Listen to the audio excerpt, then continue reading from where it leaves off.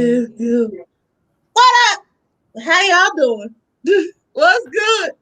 We are back for the second number two episode of season number two. Here it go.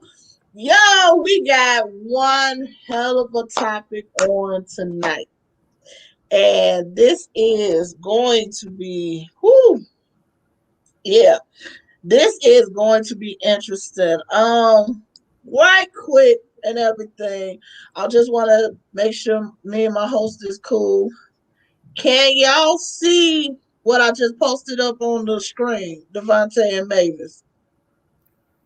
I Absolutely just not. see. It just says the Cause comments will show up. yeah, cause I can see it, but I don't know. I don't know why StreamYard, dear Oh yeah, StreamYard. look, I see it now. I see Michelle Owens. Okay, great. So we can see these comments and everything. We have an interesting topic. Oh, this gonna be interesting. I'm scared about this topic I'm not. because because I am, for the simple fact it is a very it's very interesting. It's very it hits close to home for a lot of people, and we gotta have a conversation about it because we gotta know as the public as the public, do we have, do we are we placing the blame on the right people? And for those who don't know what we're talking about tonight, we are going to talk about one, two cases dealing with child protective services, um, and DCFS, and we're gonna have our comments about it on whether or not we are who's responsible for the tragic outcomes of these two cases. Are y'all ready for this? I'm ready. Ooh, it's gonna be interesting. But before we get into it, let's just say hey to all of our viewers. Oh, hi. Um, First thing first, hi Michelle Owens. Hi, mommy. Hi. And shout out to April. Is it Feliciano? Because you got all your name on here. The whole, you got your first, middle, your daddy name, your mama name, everybody, Oh my Leave goodness. my cousin alone, goddammit. everybody name on here. And April, please tell me if I'm saying your name right. Yep, that's your whole name. April Cherie Cooley Feliciano. Say hey. I don't know which Here's that cousin girl. this is. Hey, cuz. And also, hey to Eddie. Eddie. That's my Eddie, girl. hey, That's how my are girl. you?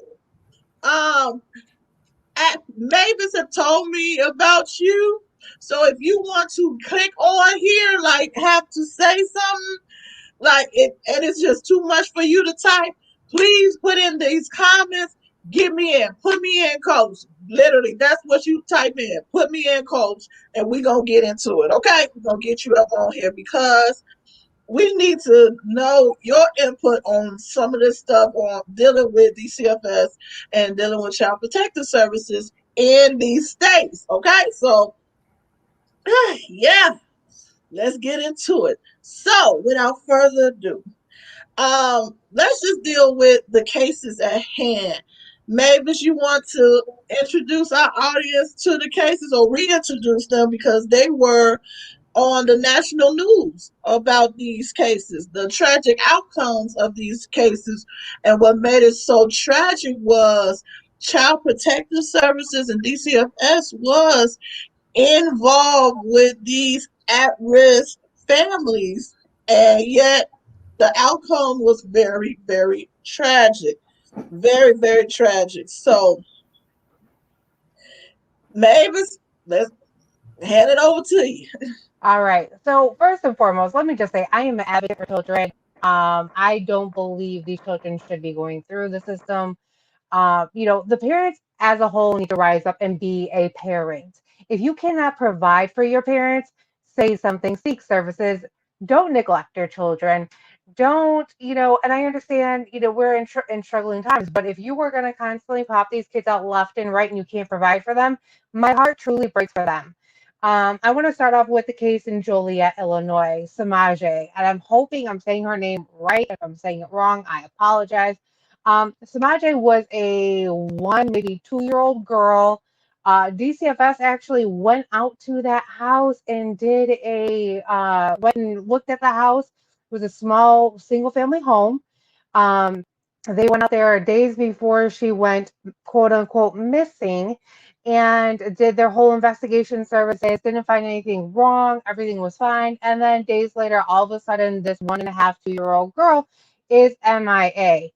Um, that truly bothered me because I'm like, how does this little girl just go missing when DCFS was just out there? Well, then later on, the news sits there and says that this house was a squatter house. There was, garbage and cockroaches all in the house. If DCFS actually did their job, they would have seen this. There's no way that your house is going to turn upside down in 2 days where you have all this garbage. I mean, it's possible, right? If you have parties and all that, don't get me wrong. But for cockroaches and stuff like that, the oven didn't work. There were so many issues wrong. And I was beyond hurt because I'm like, how does this little girl go missing? When DCFS was just out there, how does this little girl go missing? Days later, they find this little girl stuffed in a couch. Y'all, a couch. DCFS failed to do their job. How did you write this report up? Did you actually go in the house? Because the news reports, and I understand how the media is. The media does a horrible job at um, referencing things and blows things out of proportion as well. And sorry, y'all, I got like an eyelash in my eye. And it just, I understand the media gets paid to blow stuff out of proportion. But let's look at it realistically. You had to have written a report on how the house looked. Um, I've been through the DCFS system as a child. So I know what they come out and what they look for. And they do a thorough inspection just to make sure that your house is, decent. You're in a good living area, and that there's really no form of neglect. So I really feel that DCFS failed our kids in that case with this 1.5, 2-year old girl. I mean, I'm sorry, this is a child. How do you do that? How do you just stuff the child in a couch? Again, if you cannot, and I repeat again, guys, if you cannot afford your children, which I get, the children are expensive. Do one or two of these, baby. Keep your legs closed, or use protection. Again, if you do get pregnant, it happens, right? But take responsibility. Whether you are a child, whether you are a young adult, take responsibility. Own up, seek help. There's so many different outlets to seek help. If you really truly can't afford it, I mean, talk to somebody. You can go through adoption. You can go through, don't just throw your child in a dumpster. Don't just, throw your child wherever. Don't just neglect them. A 2-year old. Two truly breaks my heart. I'm one who wants to have kids. I have 0 kids myself. So when I hear stories like this, it just breaks my heart. And then I have family members who can't even get pregnant. They want kids. And then you have parents out here neglecting their kids. And people are like, oh, well, they're overwhelmed. Overwhelmed my ass. I'm sorry. Overwhelmed my ass. There's so many people who are overwhelmed with their job, but still maintain to be successful in their job. Are they underpaid? Probably, because they are a government ran program, basically. Mm-hmm. So, yes, but if you can't do the job because you're overwhelmed and you're underpaid, well, then leave. Because either you're going to do your job with excellence and still get paid, or you're not going to do your job at all, and then crap like this happens. And that pisses me off. And I'm going to stop there. What about the other one with AJ? Oh, AJ. So Here's another case where DCFS was involved in AJ. So AJ was in Crystal Lake, Illinois. DCFS was, brought into this case numerous times.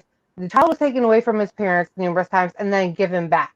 So many people called and complained and complained and complained and complained. The police didn't do shit. DCFS didn't do anything. Why was this child still at this home? A young boy. Why? What did DCFS see in those parents to say it was okay for this child to return home? He should have had supervised visits, should never went home. And again, I want to know the reasoning behind that. Why do you feel that the parents were good, were cleared to go because they were off of drugs for 30 days? I understand it takes 21 days to create a new habit, but you need more than 30 days to prove to me that you are a stable parent, that you've got a job, that you can provide for your children, you're not going to neglect them, you're not going to beat them, and you did all of that. Mm. So neglect or overwhelming? Comment below, because I want to know. Do you guys think that DCFS is being negligent, or are they overwhelmed? Or are they both? Well, before we get to Devontae, I'm putting up what Eddie says. Eddie her first one was she was 2 years old, some workers only check basis, kitchen, child's room, living room area. She also said overworked workers, yes, but that's no excuse for not paying attention to that particular family. The day after they found her, the home was burned down, so most evidence was gone. Um, Also, hey Andre, what's good? April says exactly. You took that job to protect children, so do your job. They need someone to stand up for them. Also, she said, I saw that little boy. He clearly was being abused. There's no way he should have stayed in that home.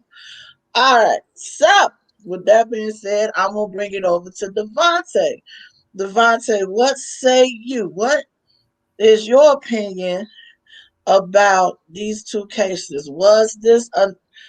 Is the blame solely on DCFS and Child Protective Services? Services, is it solely on the parents or is it both? What say you? I want to first off by saying shout out to my cousin April. I love you, cuz. Thanks for the support.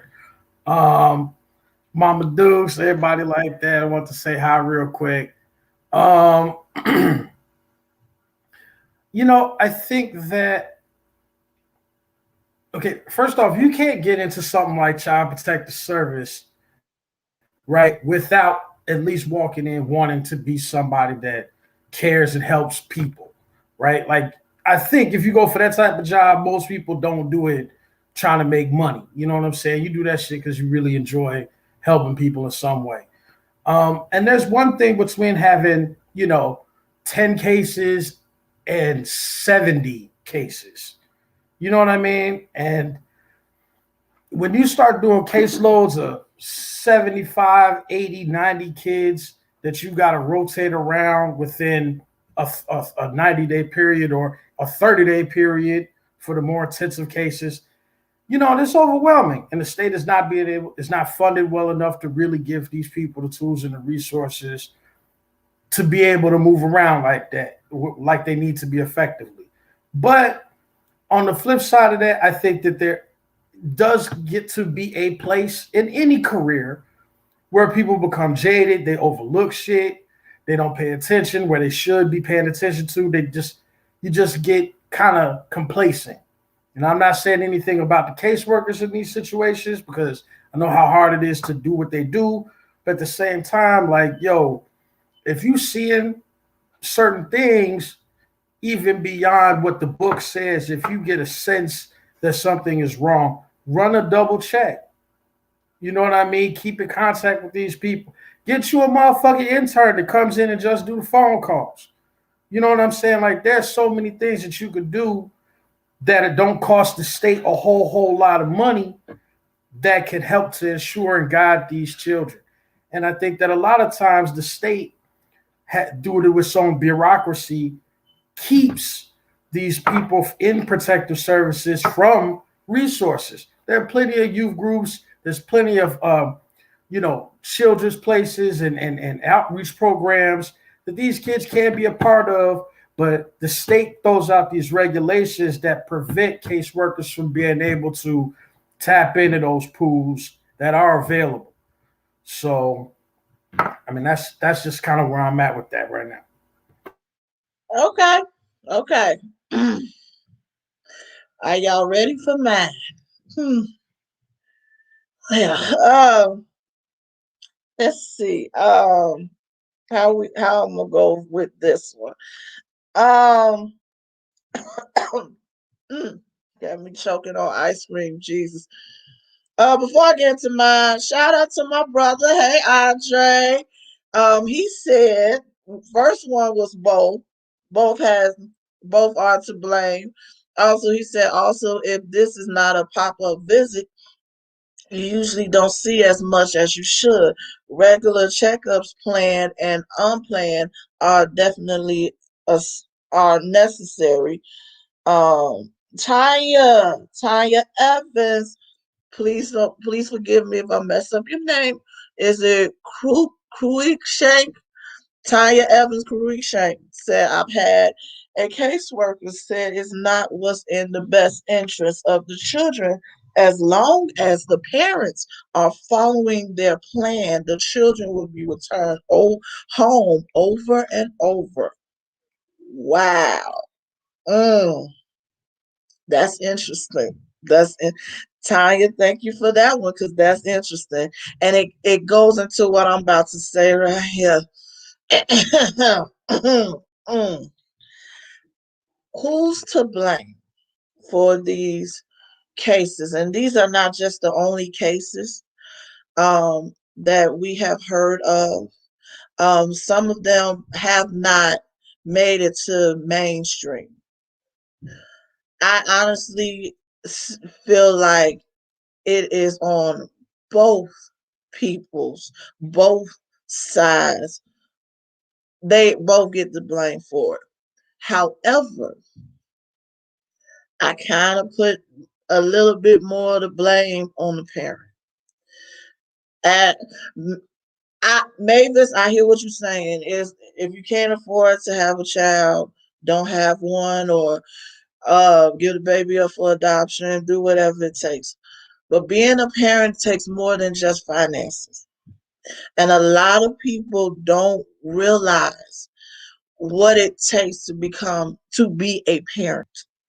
They know how to become a parent. That part is easy as hell and fun. But a lot goes into parenting. And I feel like, and this is just my opinion, being a parent is financial, it's emotional, it's mental, it's physical. It takes everything in you. And Andre, you said the whole village is failing some of these kids, and you were right. Child, you are right.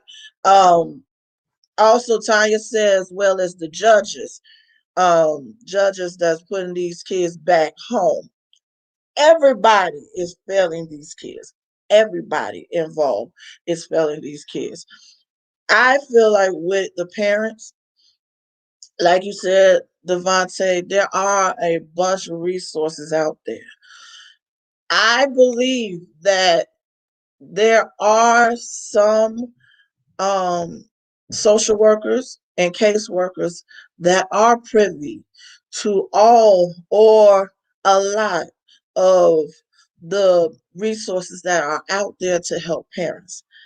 I've dealt with that myself as a parent, and it's I have had caseworkers tell me and like shocked with me being willing to go through every step available, every resources that I have that is offered to me to go through whatever it takes to make sure I am the best parent, the best mother to my child and to my children as I can be. The reason why they were shocked at that, for the simple fact, because of this, a lot of people don't want to go through them steps. A lot of people don't want to go through them steps. It's a very, from somebody who knows how it is, it's a very humbling, uh, it's a very intense steps to take when you are trying to get your children back, when you are trying, even if you look and reached out for help so you won't end up losing your children. The steps to get to becoming the best parent for your child or your children is gruesome. It is emotionally painful because it also requires you to become face to face with some of your own issues. Now let's talk about this with dealing with being parents. Myself, I'm a parent of two little ones. I love them. They work my nerves, but I love them. I love them. Uh, Parenting is not easy. It is not. Oh, it tests your patience, and it also tests. It also not only tests your patience, but it's also can be kind of grueling with your emotional state if you're not in the best emotional and mental state. A lot of these parents become parents and it's fucked up in the head. They done got their heart broke because there's also cases we have seen news cases of kids getting killed by the mama's boyfriend, by the daddy's girlfriend, by the mama, by the daddy. And all because they heart either heartbroken or they dealing with some unchecked and unresolved issues. So now you got as a parent all of this going on. As a social worker, you got to deal with that person. That's one thing. That probably ain't willing to go through them proper steps to do whatever it takes to become a better parent for their child or their children. Then also you got a system that's like, we ain't got time for this. Already. They already act like that with the criminal systems, with the family services system, baby. If if there's anybody that is watching this have ever went through family court, when I tell you it's an in and out situation, they don't sit there and be like, so what do you think this person can do to be a better parent? Or what do you think this person can do to be a better parent? No, no, it's not like none of these TV shows. It's not like Divorce Court. It's not. You don't get to tell your story or how the relationship fell apart. You don't get to tell about all the toxic matters or anything whatsoever. You don't get to tell that. Family court is cut and dry. Family court literally be like, so yeah, y'all ain't together no more, but these kids, y'all got kids. Well, here's child support for you. This the amount. This how often you pay. Y'all need to come up with a visitation. Next case. So you don't deal with all of these emotions. You don't deal with all of the anger, all of the disappointments. You don't deal with none of that. And then here you go as a caseworker that got a whole bunch of them that's bitter as hell. You got bitter baby mamas, bitter baby daddies, everybody mad, everybody don't feel like they don't like how their life turned out because now they a parent of this child and either they don't know how to take care of the child, they don't have the financial means to take care of the child and won't look for help. Won't look for help. So now here comes this social worker with a bunch of cases. Um, Before I go further into it, let me go back into these comments because y'all blowing this mug up. Let's start with Eddie said this. Tanya is correct. Remember, there is a team as well: judges, foster parents, parenting coaches, caseworker. So unfortunate for the children. Not just one person overlooks them or the abuse. You're right. It's a whole thing. The whole village is failing. Andre Owens said the whole village is failing some of these kids. April says, I know someone who family members was killed by a foster brother. Sometimes they take children that don't need to be removed from the home as well. They don't. But the thing, look, I know some situations that, yeah, it may be one child that got messed up, but everybody go. And now you in a situation. Let's talk about some of these foster parents now. Let's get this together with these foster parents. I know some foster parents that are wonderful parents. Wonderful parents. They are. But majority of them, they out No, for that money. these motherfuckers going for a check, and a lot of them don't even have that Exactly. shit. They going They for don't. they ship the motherfuckers in and out. I've seen in the streets of Chicago so many examples of where the kids come out more fucked up than they was going in because they shipped around all these random neighborhoods, sleeping in a strange bed with strange people around them.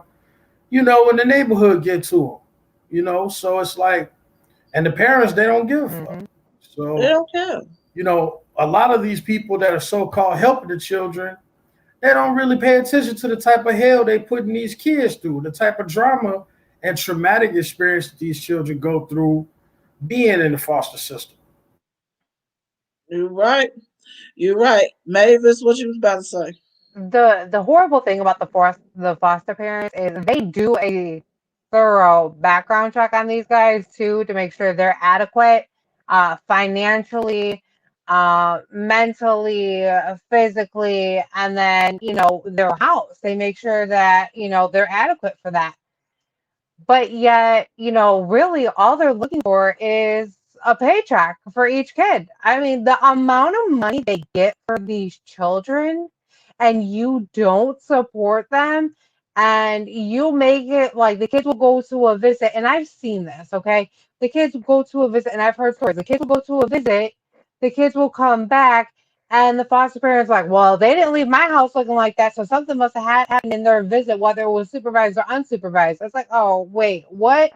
And again, I get it. There's so many hands in the pot to help these kids, right? You don't have just a Mhm. caseworker, you have life coaches, you have the judges. And that's another thing. This is why we said last season that voting is so important because you want to make sure you have the right judges in here. There's some judges Mhm. that don't give two shits. They really don't. Oh. Oh, it's just the kid. No, no.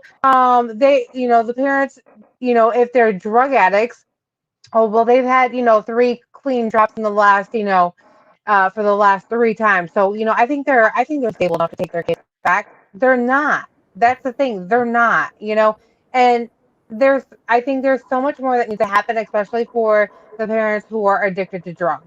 And I'm not just talking about marijuana. I'm talking the heavy shit. You're talking about meth. You're talking about heroin. You're talking about cocaine. I The mean, real that's the drugs. stuff, right? I Mhm. mean, that's a huge issue, a huge issue. And these guys go for random drug drops, but let's be honest, there's a lot of people who know how to play the system, but As well as they're there's a lot of people that knows how to play the system as parents.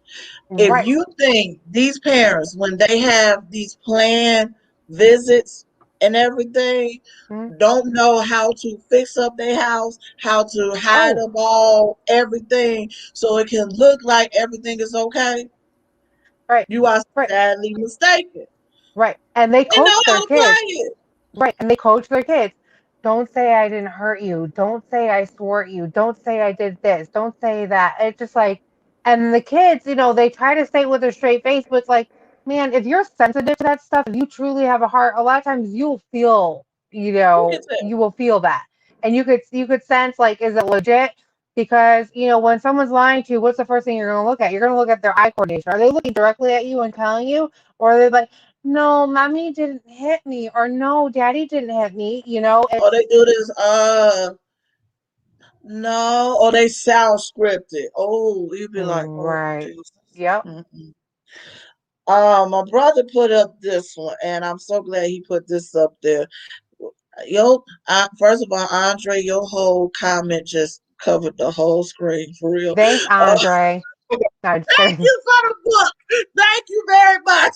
But he did put up. There is also a misunderstanding that when Child Protective Services is involved, they are here to break up the family. They are not. If you get a caseworker who is not fully communicating with you and explaining what is required and why it's required, you have the right to talk to their boss or bosses to make sure you get what you need. I pray because, like anything, all factors involved have risk or bring up familiar baggage.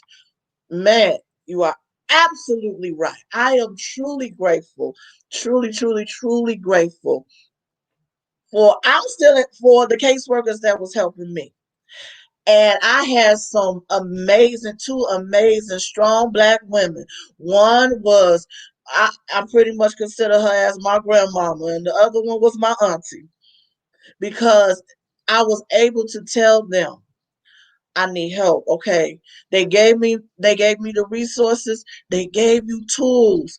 They'll give you tools to help you get yourself together. And once you get it together, how to stay together. If you slip up, call. They're still available.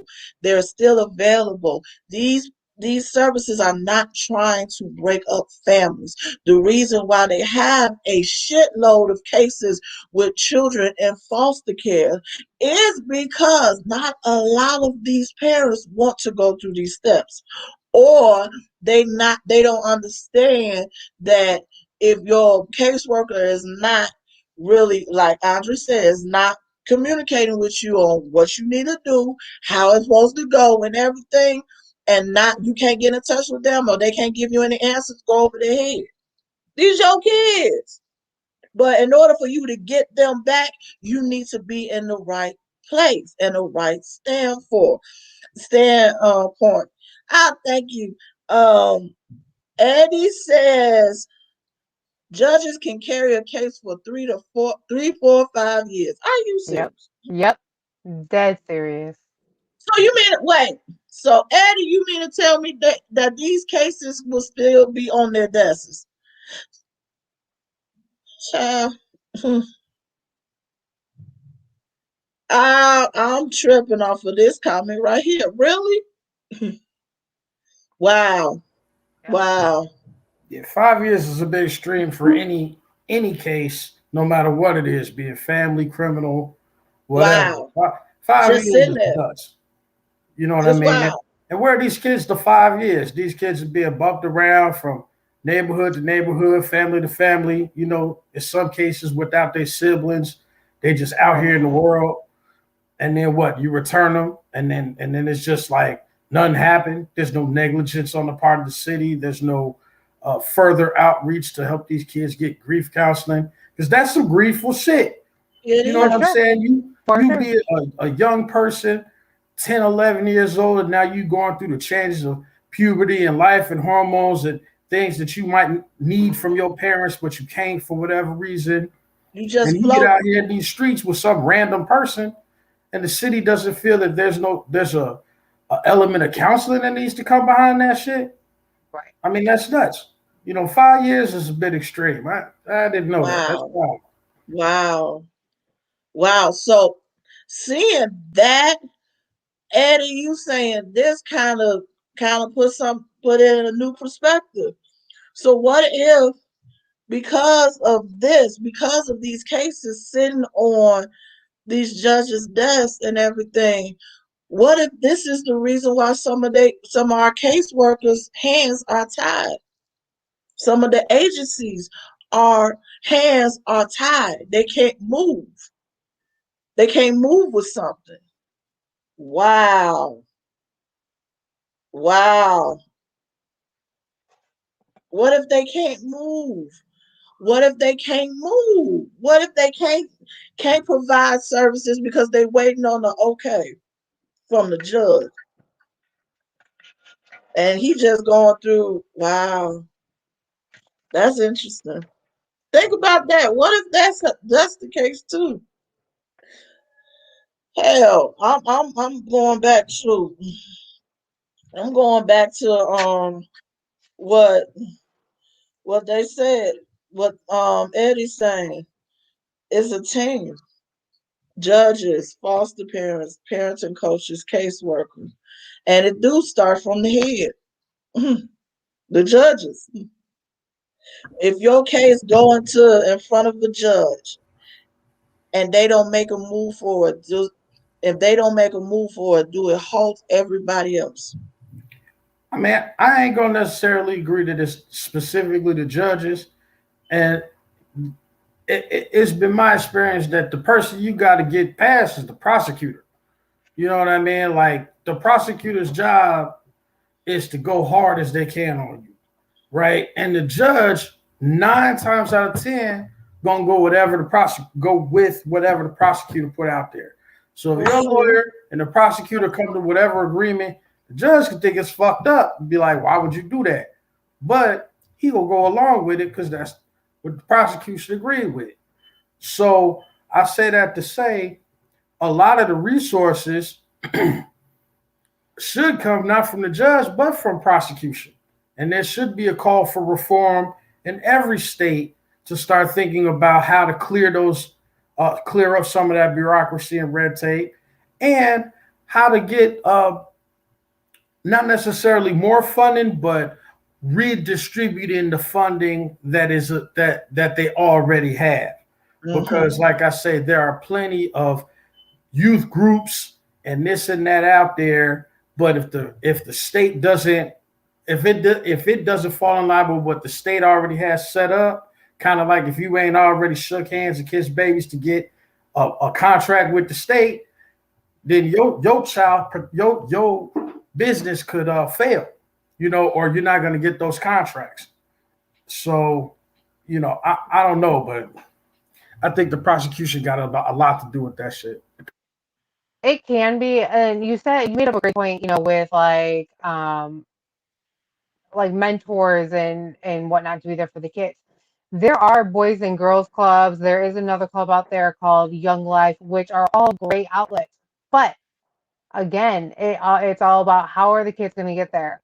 Are the Mm-hmm. foster parents, is the family going to sit there and help transport the children there? Of course, these groups will sit here. Most of these groups, I don't want to say most, but some of the groups will say, hey, I can pick up your child as long as you're okay with it. But a lot of these foster parents may not be down with it because they're afraid that they're going to say X, Y, and Z.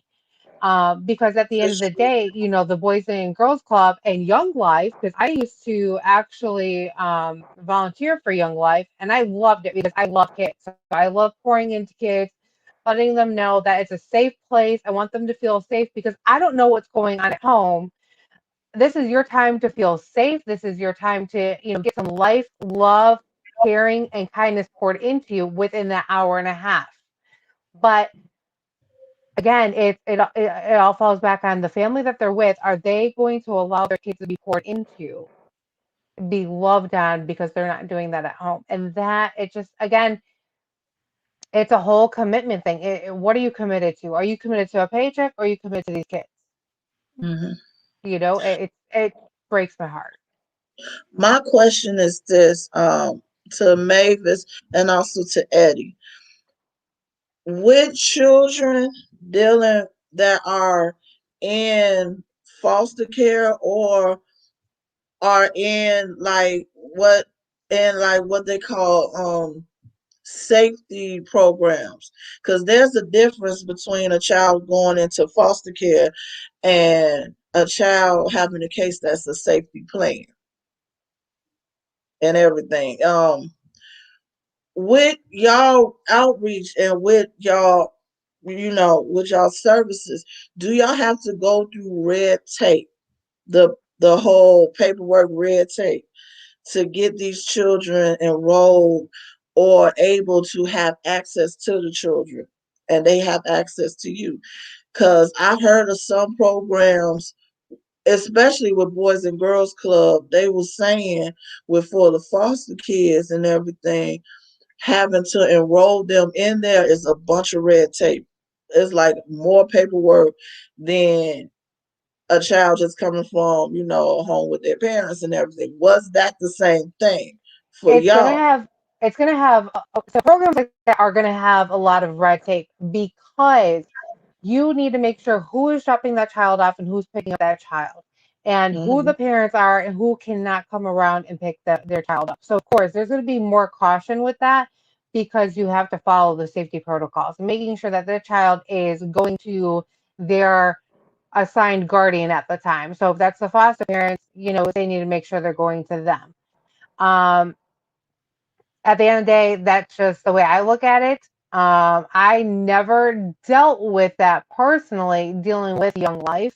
But that is the way that I would look at it is yes, there are going to be extra precautions because we are responsible just as much as the foster parents are responsible for letting that child go with us. And if something happens in between, we're both kind of at fault.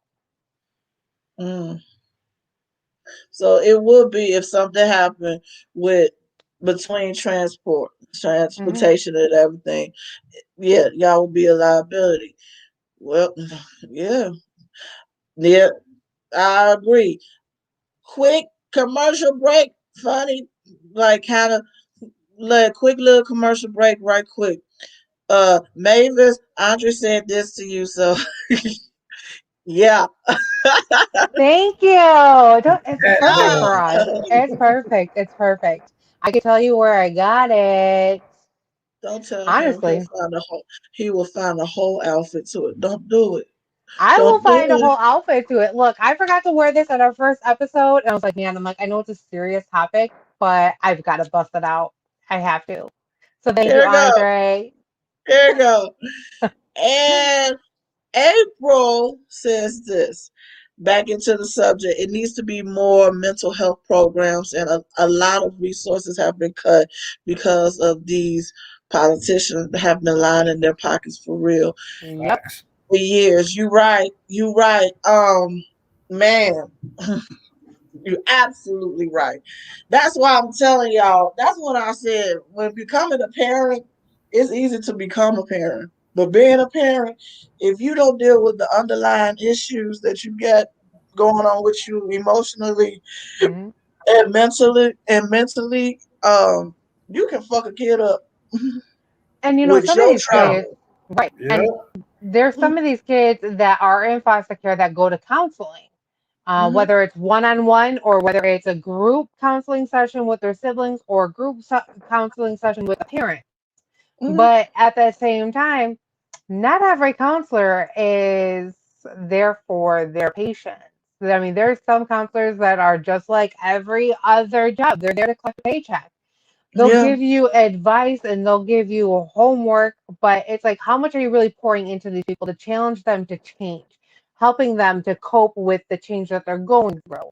Mm-hmm. It's not an easy process. I know being a parent is far from easy, but it's if you want change, you really have to apply yourself. Yeah. If I'm working at McDonald's making, $8 an hour flipping burgers and I want to be the CEO of my own company, okay, guess what? It's not gonna happen overnight. I have to It's not. apply myself. I have to do my research. I have to educate myself. And that's where, and again, I understand that the biggest issue is money, right? Biggest issue is money. But in order for us to save our children, we kind of all need to rise up and voice there's too many people sitting tight-lipped and not saying anything. It's like, As well, you would think the biggest issue is money when it comes to parenting. You would think it's money. How am I going to provide for these children? Um, that's not really the biggest issue. A lot of these cases is not about money. it all dealt with mental health. Yeah, no, and I get that because, like I said, I've come from that with Hmm. my own mother. I've come out of that system with my own mother growing up, so I know a lot of it is mental health. But again, it falls back on the system for failing those parents to do what they need to properly do to help them. And again, I know money is the byproduct to help them. If DCFS is not being funded by they because they don't have the money because the VP of DCFS is making six figures and everybody else is making 20, 30, 40,000. Houston, we have a problem. Hmm. And let me just say this. I don't know if you guys remember that the whole Samaje, when she passed, when DCFS was in every news mainstream, guess who decided to step down from DCFS? The VP of DCFS. He stepped down and moved to Florida. Not suspicious at all? Not suspicious? I mean, that's suspicious on their end. But at the same time, everybody, for these tragic outcomes in these cases, everybody is at blame. Everybody is at blame. It's not just the services. And Right. I get it when you saying this money you gotta have, you know, have these money to go through these resources. Let me tell you something. These resources are free. There are some resources that offer free help, free counseling. They're right here in Chicago. If there's any parents that's dealing with trying to y'all need some help with some parenting classes, child, there's one off of 75th off of here. 75th, I want to say in Whitworth and everything. All you need is your medical card. And again, it's research. They need to do the research, and are these Yeah. caseworkers not providing that A because lot of these they caseworkers not. right, exactly. So again, that's where the failure comes because you're failing to educate these parents to do better in order to get their kids back. Or did these parents or say, you know what, Okay, I but wasn't made to be a for parent? those with Go ahead. honestly, okay, let me ask you this. Devontae, you a parent too. Was you ever growing up was like, you know what, when I grow up, I'm gonna be a dad. I can do it. Did you ever thought about that? Ever? Um, well, my situation was unique. Well, let me rephrase. My situation was not unique at all. I was a teen father, like many, many other people. So, you know, my daughter came into our lives, at 14 years old. So for me, I wasn't old enough to think, wow, I'm going to be a father. Like that didn't click for me. Um, but I didn't think I would be dealing with, any type of like DCFS or anything like that either. So Not I like never that, really but paid as any of that far any as mind. not like that, but as far as parenting goes, I don't think anybody is kind of ready to become a parent, even those who planned it. Because it's like, okay, for those who don't have children and y'all looking at people that have children, you be like, I'll be the best mom and the best dad ever. You don't know how that's going to be until you in that situation. Yeah. And with parenting, it's like, whoo, okay. Some of this the book said is going to happen, but a lot of this, the fuck is this? What the fuck? So you have to deal with raising a child, and don't let it be that you had childhood trauma. If you don't think that don't show up, oh baby, oh baby, it shows up. It shows up. If you ain't resolved it, or if you ain't got no help for it, baby, that show up. It'll be the slightest thing that happened to your child that will trigger that memory from your childhood, and you'll be like in a whole frenzy, and your kid be looking at you like, "What the fuck is wrong with you?" Mhm. But that's a part of parenting. That's what I'm saying. It's not a financial issue. It's a mental health issue. In these cases, it's not, these parents are not abusing their children because they broke. They not broke. They broke. Within themselves, they broke. It ain't this. It ain't this. Trust me. Even if they don't have enough money or they living from paycheck to paycheck, struggling, is that's only a symptom to the root of everything that's going on with them. They broke. So if you don't know that it's beyond financial, and it's beyond what's going on. If you sitting up there, especially with people that got these little kids, toddler age babies, toddler little kid baby. You I swear you be looking at them little babies and be like, oh, they so cute. All the little toddlers, oh, they so cute. They say their first words. Oh, they can't say spaghetti right. Oh, so cute. But for the day to day, daily activities that that parent is going through, especially with a mom that don't know she dealing with postpartum, that's one thing. Postpartum is, for those who don't know, postpartum is a bitch. It is. It's a bitch. You think, if you ever think you was ever depressed, sleep deprivation is a bitch. But it's a lot that goes into it. Not having the tools to go forward and saying, okay, something is wrong, and be okay with knowing this something is wrong and it's okay to get help. Trust me, I went through it myself. I got help. I still got to call and be like, "Who? I need a woosah, and my sage not working." I done said namaste about 20 times, and now I'm a drop kick. I'm about to drop kick them. No.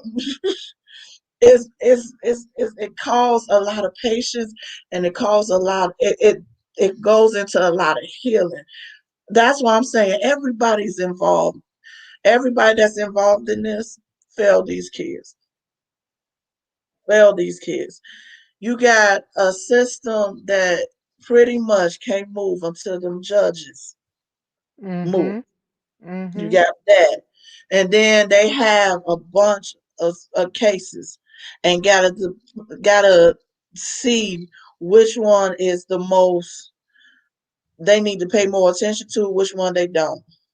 And then bring it all the way down. You got parents and coaches that got to deal with, and I see you, Tanya, that's as well as worthless parents and coaches. There are some, but then there are some that actually help, that really help and really get down to, hey, okay, to the nitty gritty of things. You're losing it now. Okay, you're letting this control you right now. Okay, breathe, and help will work with you and everything. There are. It's like both sides. Those who just here for a check and those who ain't here at all. Those who here for a check, those who really care. So can we blanket the whole system and say they really don't care, or is it? Or we just blame for the system part those who did not? And then it goes down to the parents and that village within itself, the parents, the grandparents, the aunties, everybody that was at the baby shower. Let's be honest. Y'all, look, I'm gonna be honest, it's so cute seeing them pictures of the gender reveal with all the balloons and the baby showers with the baby clothes and all the games and everything. But guess what? That ends. That little party ends. You have the baby, and then here come this new life. What about, can we talk to the parents that had especially first time parents that had all these people talking about, girl, I'm gonna be there for you. Yeah, homie, I'm gonna be there for you. And as soon as the baby got there, everybody disappeared. They ain't got time for shit. Let's talk about that. Hmm. Let's talk about being a parent and ended up feeling in that space isolated. Right. So that wears on your mental health as well. Because you in this, you feel like you in this by yourself, even though you ain't the only one that goes through it. It's not everybody and everything. It's not everybody's um as far as that village. It ain't everybody ain't gonna be there for you. But those who are and help out, cool. And in these cases, that whole village, the parents. With Samaje, first of all, it wasn't just the parents' house, baby. It wasn't just Samaje and her parents that was in that house. It was Samaje, the parents, The other kids, grandparents, other kids. Everybody squatters. was in that house. Right. Everybody in that house. And nobody had sense enough, or nobody had the right education or like the right mindset to say this ain't right. Also deal with the parenting on the parenting part, a lot of dysfunctional parenting passing down through generation. What worked, what worked for your great grandmama ain't working for you now. Right. The biggest thing too is it's a pride thing, I think, with a lot of people. They don't want to ask for help. I'm gonna be 100% honest. I don't like asking for help, right? So if I was in this predicament, what would I do? You know, right now, as of today, what's today? Today's January 30th, 2021. I do not like asking for help. Me, no. Okay. So there is a pride issue with some of these people who want to do better, right? But they don't know how to put their pride to the side and ask for that help.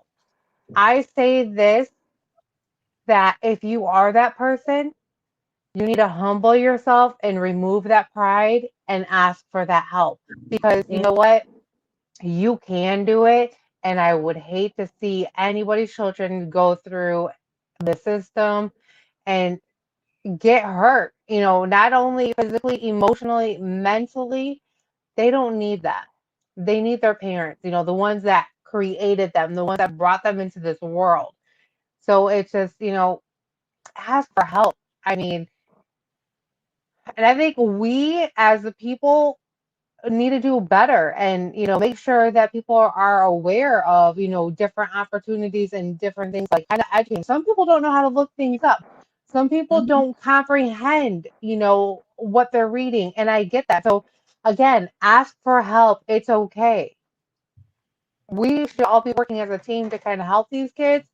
And I feel that we've not only has the DCFS and everybody else, the judges and all that, have failed some of these kids, but us as as a community failed because we could have done something better. But like, let's go back to AJ. AJ, how many times were the police called? The police alone failed that kid. The police went to that house how many times? What do you need in order to go in that house? A warrant? Well, make a bullshit as excuse to get a warrant. I mean, seriously, if you were getting back to back calls, I mean, I can't tell you how many articles I read. And the neighbor said, well, I called and I saw, I called and I saw, I called and I saw. But nothing was done. Nothing. They tried to do something as a community, right? Mm-hmm. But the people didn't listen. The people who could have changed, the people who could have made a difference, didn't listen. And again, I mean, that's just my perspective. And anyone that's listening, please chime in. Let me know that, what else could have been done. Because right now, I feel that the police failed the system. The police could have done something. You could have got a warrant. I mean, You find every other freaking reason to get a warrant to go bust in someone's house for a drug bust. I mean, this is a child who's being abused. How hard is that? How hard is it? And I know in order to get that warrant, you have to go to a judge. So does the judge in McHenry County not give two shits? Well, that's the case, that y'all in McHenry County failed to vote for the right person. That was in McHenry County, Charles. Yep. Girl, I know. I know. I know. I'm I just don't even saying. have to say it. I know. That's it. I McHenry know. County and Cook County kind of the same way, baby. So Exactly. in Exactly. some cases, Right. Exactly. But mm-mm. again, it's like, we had the one out here in Aurora where the police were called, the sheriff's office was called numerous times, and they just, knock, knock, knock. Is everything okay here? And the dad The answers, the wellness mom check. answers, right. Yep, everything's good. If you are having to go to this house more than 5 times in, like, let's just say 2 months, Houston, we have a flipping problem. Red flag if you have to go to that house in three times within a month. Depends on the county for sure in some cases. Yep, absolutely. It's so sad that it's a politically based system. It It's so is. sad. So It sad. is. Well, we are at our 9 o'clock hour. We did a wonderful job with this one. We I don't made want to it. end. I know. This we gonna have to do a part two Part on for two. real. We Yes. need to have a part two for this topic, and also going into the parenting. Like, Hmm. let's just be honest with some stuff and everything. We got all of the stuff that goes on. It's easy for us to talk about mental health, uh, awareness and mental health issues with somebody that's singular, but we need to talk about mental health issues when you are a parent. Hmm. Cause yeah, there's a lot. Yeah, part two. Yeah, we're gonna have to do this. Andre is also talking about said this. You should do another show on lasting effects of postpartum. Baby, baby. Uh, I don't know who the hell told them. Oh, postpartum is just the baby blues. You just have a little quiet spell. Fuck out of here. Postpartum is a bitch, okay? But I've yeah, heard.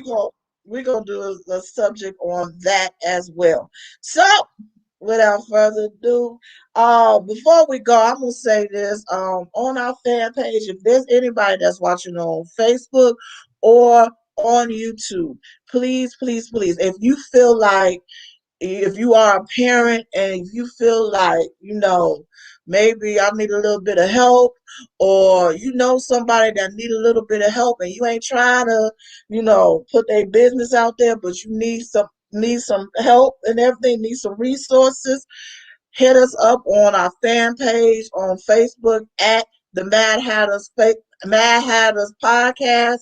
Hey, I need some resources, honey. I Inbox got us. some resources for for your ass, baby. You don't have to don't push your friend out there. Don't tell the business, okay? Do not tell their business. Just say I got a friend, even if it's you. Don't tell their business. Cause we gonna tell their business now. But if you need help, if you need something that can help you be parent, whether you got little kids, teenage kids, or even grown ones, we'll help the grown ones too. Cause I know y'all need help too. I know it. Hey, and you just need some resources on how to relate or how to just get some help for your children or help for yourself and everything. Hit us up on this page at the Mad Hatters podcast on our Facebook page. The Mad Hatters. You can hit us up on Instagram, the Mad Hatters 530.